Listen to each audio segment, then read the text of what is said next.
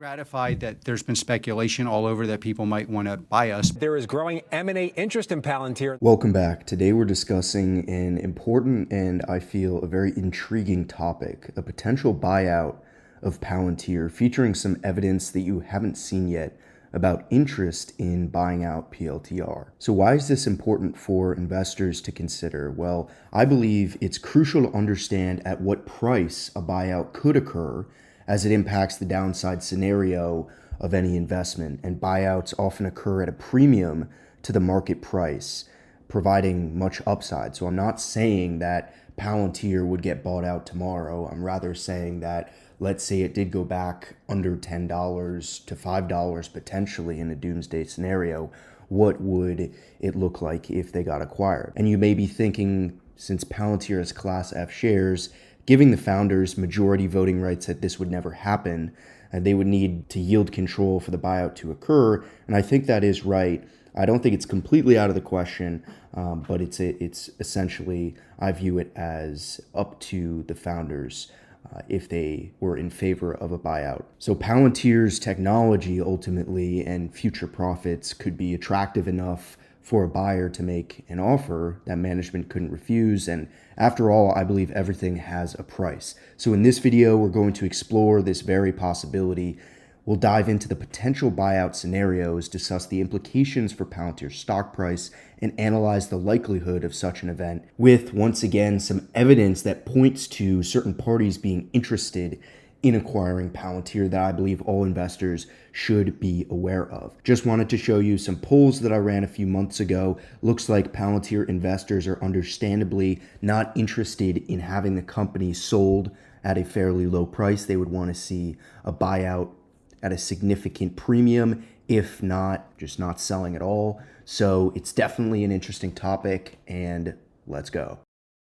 So let's delve into some of the potential buyout scenarios for Palantir. But first, let's define what we mean by a buyout. Now, obviously, a buyout is a financial transaction where one company purchases another. So who could be interested in buying a tech giant like Palantir? Well, there are two main categories of buyers that I'm looking at and considering: private equity firms and strategic buyers. So private equity firms have significant investment capital and typically would provide firms they believe they can grow or turn around to sell eventually at a profit. And strategic buyers, on the other hand, are usually companies in the same industry as Palantir, able to leverage and build off of the certain synergies that they have. So they acquire other companies to gain an advantage, such as access to new markets, technologies, or to straight up eliminate competition like Palantir. So given Palantir's leadership in data analytics and AI technology, many large-scale tech companies or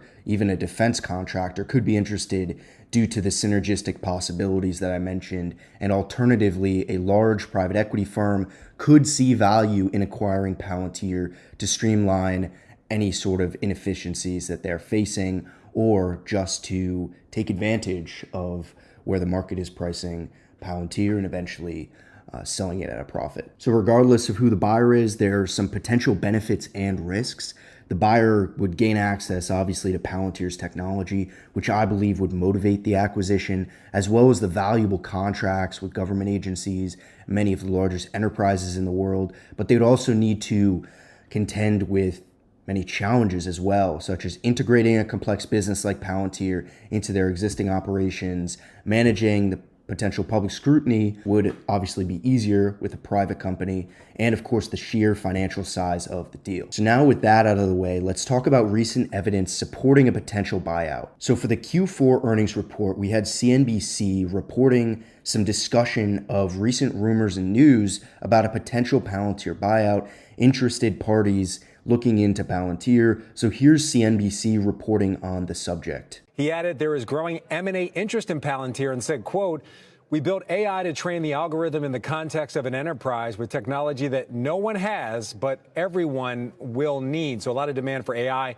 However, guidance for Palantir less than what the street is looking for both the current quarter and for the fiscal year. Now shares of Palantir actually up 11% after investors digested that report a bit. And again, CEO Alex Karp saying a lot of people are interested in perhaps acquiring Palantir. He didn't make it clear whether or not he wants to sell, but says the interest in AI is also a tailwind for their business. And then we also had Palantir's CEO Alex Karp commenting on this on the conference call. I think you spoke to just had some comments about strategic interests in Palantir, and I'm just curious if you can just recap maybe what that conversation was and just ultimately how you're thinking about current multiples and where things have gone to at this point. You have a general move where in the last 5 years, enterprise software has moved from being a sales motion to an existential part of the enterprise, whether the enterprise is commercial or in government.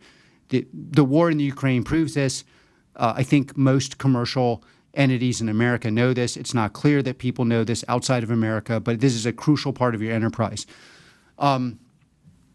It's also pretty clear that we've built proprietary technology that will allow you to do this in private networks in the context of regulated enterprises that is not available anywhere else, and it would take years and years to build. And that just generates a lot of interest in Palantir in a way that you didn't have before. And so our basic view of Palantir is we are in this to make institutions of the West stronger. We believe we're winning. Because we're winning, I think there's going to be a lot of interest in us in buying our software and potentially in buying us, but we are pretty focused on our product, which is us. And that there definitely is interest not only in partnering with them, but potentially owning them and owning their future. And so that was definitely helpful commentary. But now I want to get to the motivation for why I made this video. And that was when I was on some expert network call transcripts, I discovered an unnamed client and they were telling a Palantir employee, just in general terms, but it's very clear what they were referring to, that they had a private equity add-on and they're thinking about buying a business, typically a net cash balance sheet with phenomenal unit economics that is out of favor in the public markets.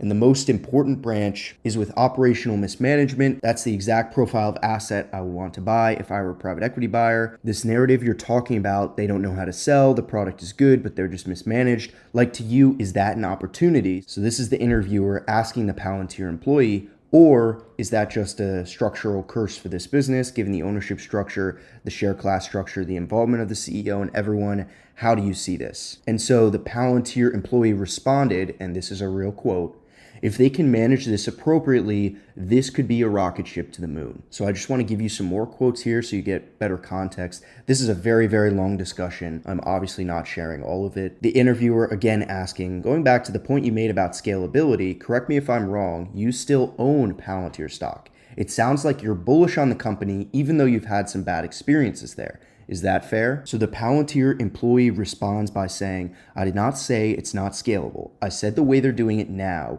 would not be as scalable as it would be if they changed their sales process. What is not scalable is the CEO going around the world and calling people and landing deals that way, which is what they're doing." So I didn't preface this with any sort of context, but essentially what I'm presenting here is some commentary back and forth about this Palantir employee that didn't have a great experience at the company. Obviously, you're going to have a wide range of experiences with any company, so I'm not saying that one way or the other, but it's interesting.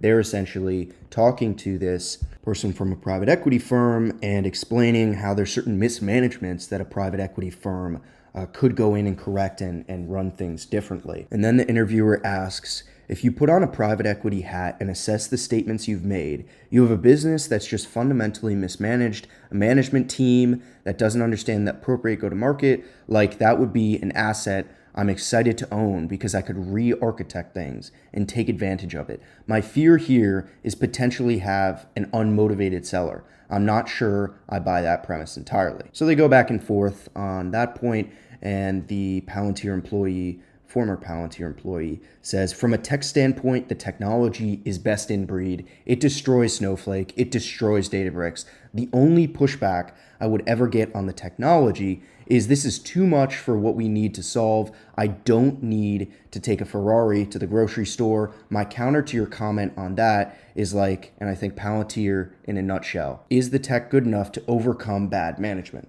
And finally, the Palantir employee says, "Please buy the company and take all the management out. That will be my parting note." A lot to say here. I think this is very valuable information to have, and that's why I wanted to convey it in this video.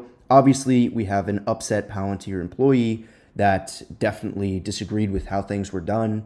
Again, I don't think this really speaks for everyone at Palantir. I'm sure There are people who feel the complete opposite. But I will say, I think this definitely gives you the sense for what would a buyer be interested in doing. Private equity or strategic, you obviously have opportunities to run things differently. And so if you believe the tech is the best in the business, like these two individuals do, you could potentially run things differently, really foster a sales organization within the company instead of an engineering organization. And so you could argue, would that work? Would that not work? But now I just want to talk implications for the business and for the stock price. So a buyout almost always has a positive impact on a company's stock price because the acquiring company pays a premium over the current market price to entice the shareholders, and in this case, to entice the founders with their voting control. So the size of the premium depends on many factors it's impossible to predict, including the strategic value of the target company, the level of competition of the acquisition, the financial health of both companies.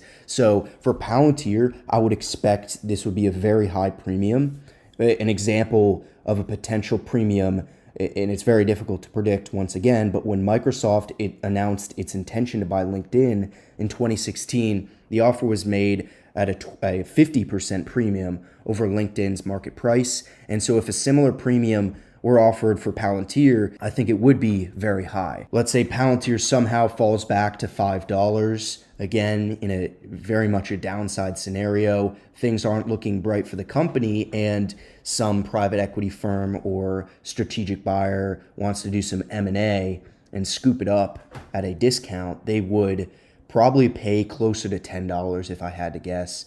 That would be more than 50%, closer to 100% premium. But you do get the sense for, what really is the downside here, because Palantir stock can only go so low before it would be an interesting acquisition. Premium paid would depend on the ability for the acquiring company to integrate it, the cultural fit, the synergies, strategic rationale, as we talked about earlier, and the future prospects, such as growth and profitability, just like with Palantir today. A word of caution that this is just speculation, right? And that we don't have any concrete confirmation, especially at this point with the stock more than doubling, that there are still interested parties. Of course, Palantir is a very interesting target due to their technology, but it really comes down to the price. And that's why I think if somehow the stock goes back to where it was at the beginning of the year, we could have some more interest, which is of benefit to shareholders because it essentially provides a floor in the stock.